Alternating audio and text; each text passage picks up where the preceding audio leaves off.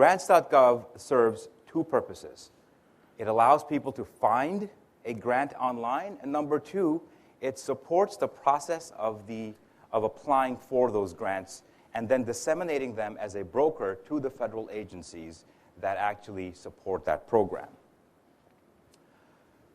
The role and function of Grants.gov, it is ultimately a White House initiative, and its purpose is singular: provide a common website, one single portal that will be used by every federal agency to disseminate grant information. The program started back in 2002, and at the present time is the only way to truly apply for a federal grant. In terms of metrics, and these will be fairly relevant in our times, it is the one-stop federal electronic portal. It is supported by all 26 federal agencies. In terms of statistics, over 300,000 applications are submitted through Grants.gov annually. And it receives, the actual website itself, receives around 4 million page views a week. It is the fourth most visited website within the federal space, and we send well over 1 million email notifications through the website in terms of alerts and notifications to the general public. So as far as Grants.gov go and where Liferay fits in, there were really three main components that we as Digital Management Inc. were asked to address. Number one is collaboration enablement. When Grants.gov was first built in 2002, we did not have Facebook, we did not have Twitter, Google. We are dealing with a far more educated audience at this point. So we have to come up with ways to allow our applicant community to collaborate with each other to go after one grant. And I'll get into that a little further. Number two is the enhanced user experience. And we really have Apple to thank for that. I mean, they lifted our expectations on what and how we engage our devices and systems and solutions. So an enhanced user experience is really one of the focuses we have for Grants.gov. And last but not least is modernizing our entire application infrastructure. If there's a program, for example, the government decides that we want to fund an opportunity to research communicable diseases in a foreign country, there's a lot of collaboration that has to happen for that to occur. We'll have to get Department of Justice involved, NIH involved. We would have even the Education Department involved. All those agencies have to collaborate together. The current Grants.gov environment does not lend itself to that level of collaboration, and that's one of the things where we've now implemented within Liferay, which is the concept of microsites and communities of interest that allow parties, we bring them together, we play Match.com, allow them to collaborate with each other, figure out who is the best to go after a certain piece of work, and then eventually apply for it. And then using Liferay built-in capabilities around the blog, document management, and the discussion board in order to bring that communication together. We took a templated approach to our information architecture, and what that essentially means is, and you can't really see it here, we've identified with logos here what is still a custom Java component and what sits within Liferay. And the templated approach allowed us to really holistically look at Grants.gov and determine what the level of integration will be with Liferay.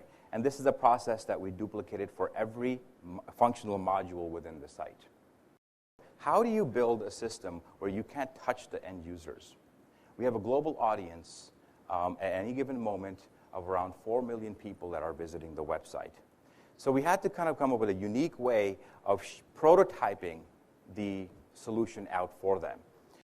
So we ended up hosting a page online and implemented a global partner testing program, which included not only universities and educational institutes, but public users and also the federal agencies. And as we started to prototype our Liferay solution, we came up with first what we call the low fidelity wireframes, which were clickable prototypes of the site that allowed you to get a sense of what the site would look like.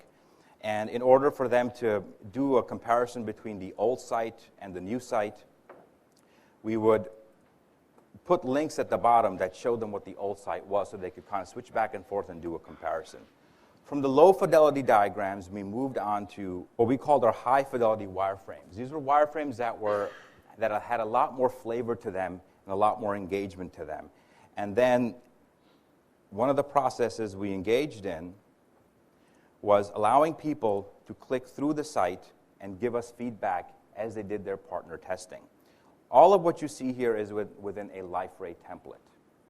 We saw an enormous cost saving by moving towards LifeRay, and one of the models that we've also tried to institute within the site is moving towards open source. So using LifeRay to manage our content management system, there was a cost saving not just in the licensing cost from the old tool that we have, and I won't go ahead and mention that old tool, but also the labor that was required.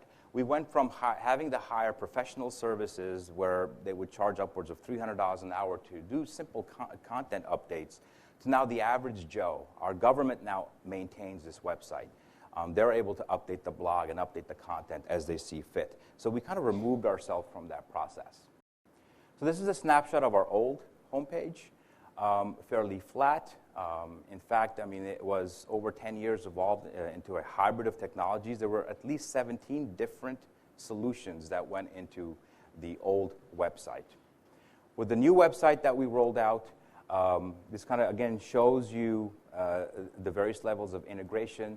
We had custom components built in, and then we had the LifeRay components, and then third-party through our Solar Search. A large part of our effort was spent on really making search smarter. I mean, that's the bread and butter of Grants.gov. We've got to take grant programs and help people find those programs. If you're applying for a federal grant, for example, and you wanted to apply for a grant with solar panels, we will in real time tell you the number of results within each of the various facets. And you don't have to keep on going back and forth between a result and then hit filter. It gives you the results real time. So you can look at a grant opportunity, and then you can come to the bottom here and notice, well, agriculture has 1 grant, commerce has 8 grants. And if you change any of the facets, it will change these numbers real time. And that was a huge boon for the grant community. We've seen, at least on the search pages themselves, the usage increased by 98%, where folks are no longer having to know what they're applying for. They can be directed to specific grant programs.